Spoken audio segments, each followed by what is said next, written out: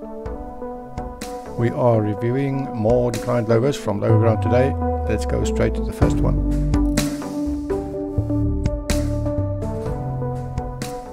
There are many mistakes in this logo, and I'm afraid even if we fix all of them, it would be a somewhat bland and generic logo. But I think it's good if I still show you all of the mistakes so we can see what we can learn from them. The first mistake is the symmetry, or the lack of symmetry. Everything is symmetrical except for the leaves. The line here in the center breaks the symmetry. It is like the designer wanted to make a symmetrical design and then didn't know how to solve this problem of the overlapping leaves and gave up rather than find a solution. Logo design is creative problem solving. Your job is to find good solutions for problems like this one.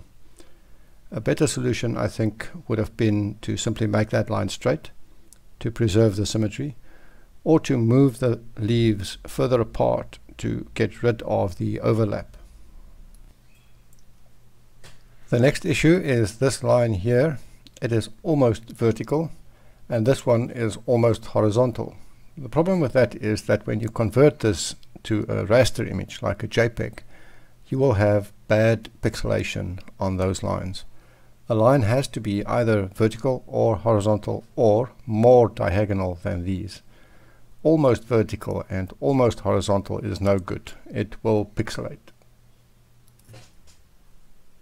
The distribution of the elements is also not ideal. There's a big gap between the coffee beans, and then there's a small gap between the coffee beans and the leaves, and no gap between the leaves. There doesn't seem to be a logical reason for this. It's a bit haphazard. There's also unnecessary detail here. If we zoom in on the bottom of the coffee bean, there are extra corners here. They are kind of an artifact of the zigzag pattern down the center of the bean.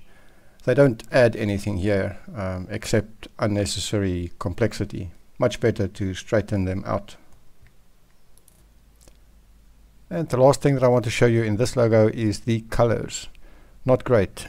We have white outlines here on a very light cream background. The contrast is so low that the lines almost completely disappear and become like noise in the design. The better solution would have been to make them the same cream color, or to make the cream color white. And we have the same issue in the brown in the bottom half of the circle, almost the same brown as the outline, but not quite the same. It should either be the same color or it should be more different. Moving on to the next logo, leaves in a circle. Two issues in this design. One is that it is too generic. It is easy to find other designs that are very similar. And the other issue is the internal repetition.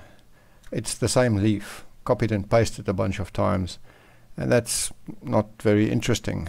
The solution to both problems is variation.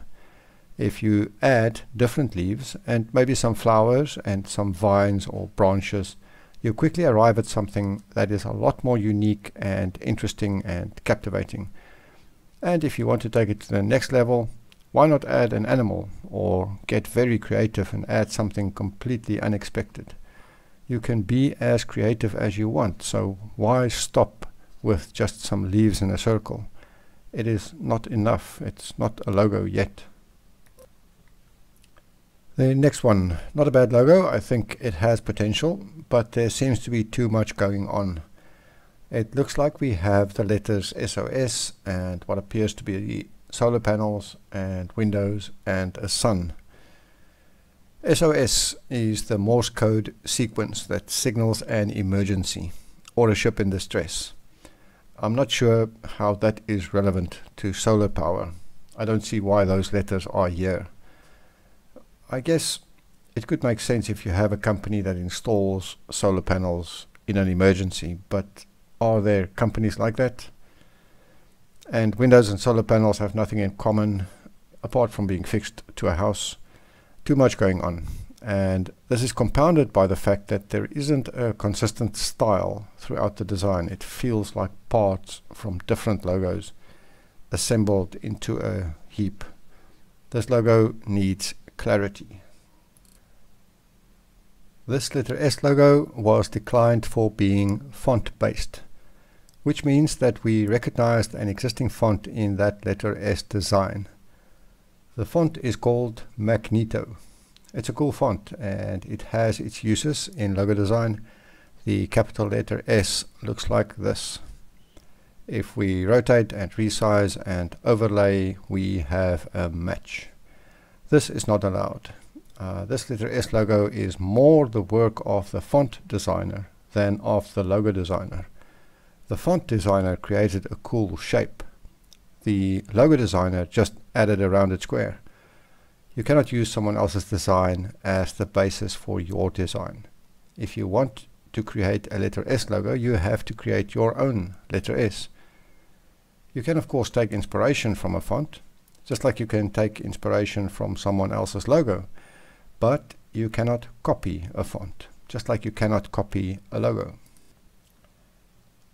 A vet logo with a few issues. The first is misalignment. It looks like the eyes and the nose and the mouth all have their own center line. And there are other issues as well, but the main one by far is